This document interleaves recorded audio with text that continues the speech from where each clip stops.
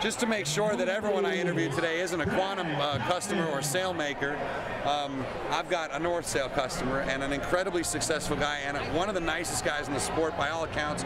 My first time meeting him, Roger Sturgeon and his wife, and I forget Isabel. Isabel from Cape Cod and Roger from California.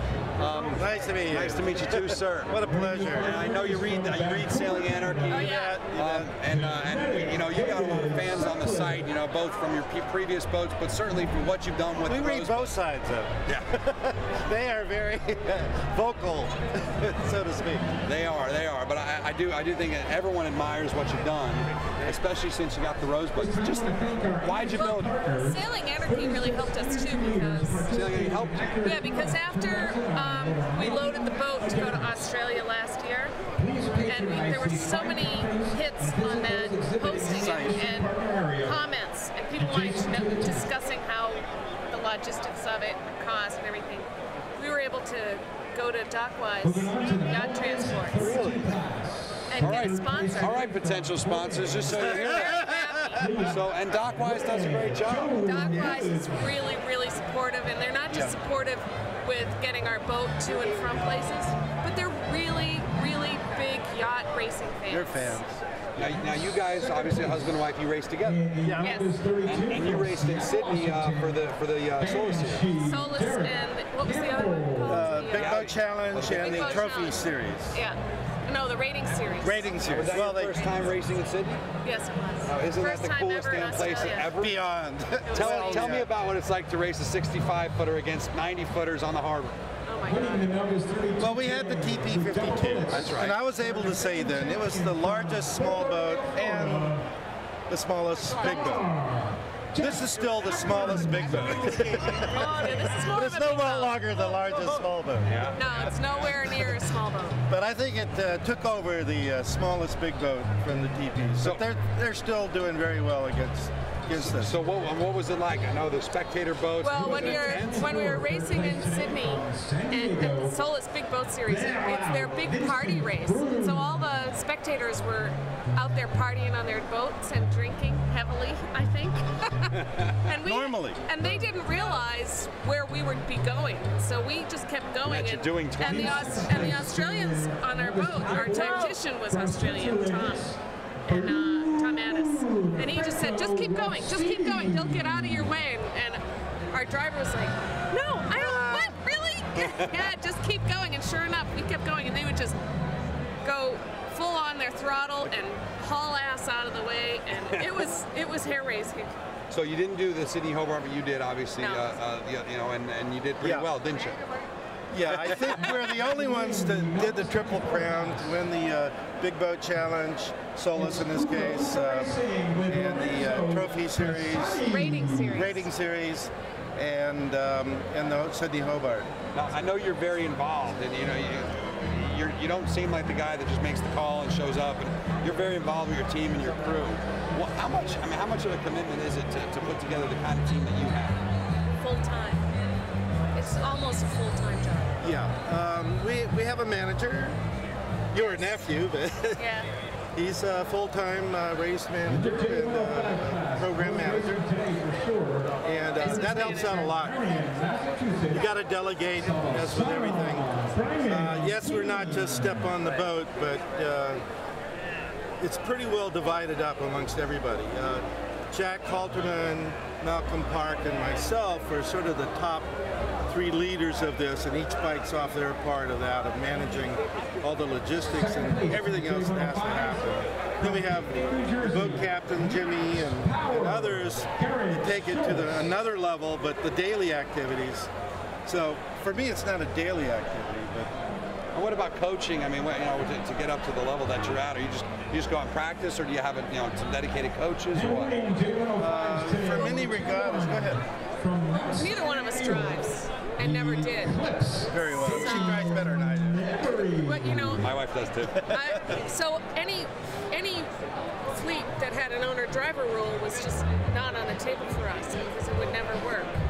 And because I always did foredeck, and I grew up sailing. And Roger's been sailing for many, many years. And we had small boats all up and down. So I don't understand the question about coaching, because Roger does tactics. It's just about, you know, working together as a team. A lot of good programs will bring in coaches, and I don't know how much time you devote to actually training and that sort of thing. Yeah, before each regatta we do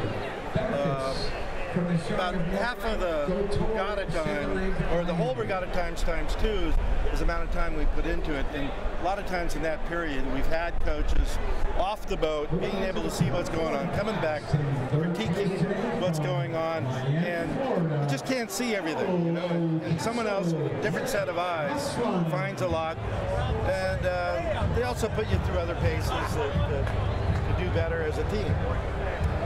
We do some development. After Australia, the boat was into Fort Lauderdale because we were hoping to do the Fort Lauderdale to Charleston race, which was canceled. So we decided to just use that time. We had already scheduled everybody, and rather than pull the plug on it, everybody came down and we practiced and did sail development and other kinds of things. And then after we got the boat back from Italy and Malta this summer, they put the boat in Fort Lauderdale again at the Broward Marina. And so we put it in Broward Marina, and they took it apart and put it back together.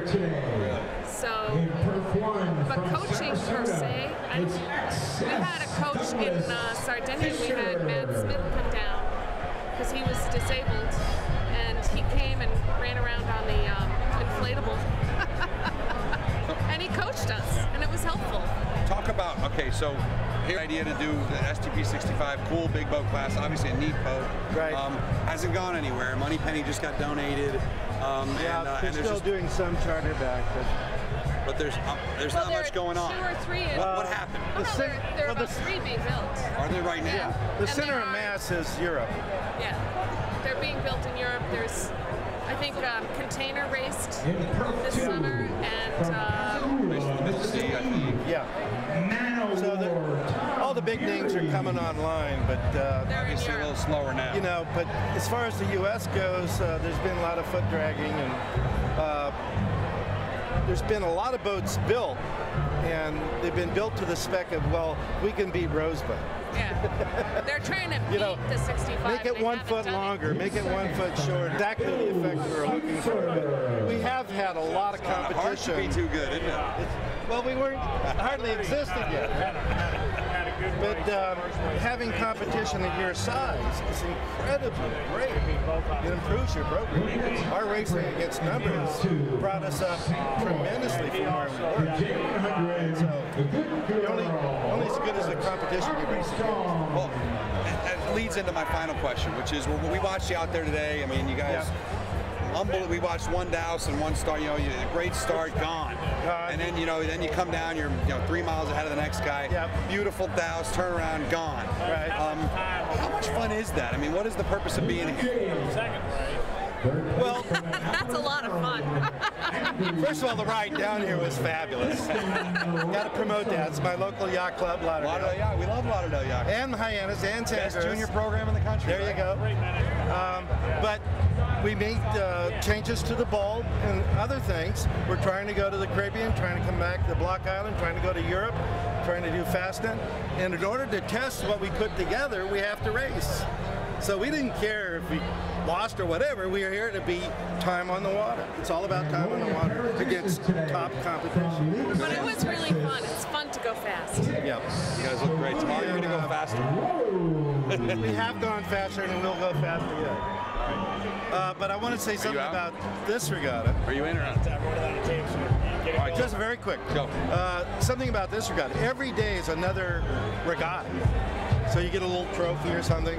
So each day you're put to a new test. I don't care how badly you've done. Comes Friday, you can have another test. So this is a fabulous, well-run, one of the best run regattas I know of, and I want to promote that. All right, fair enough, Roger. Thank you. Thank you. Thank you. Well done. Great to meet you. Nice to meet you too. Guys.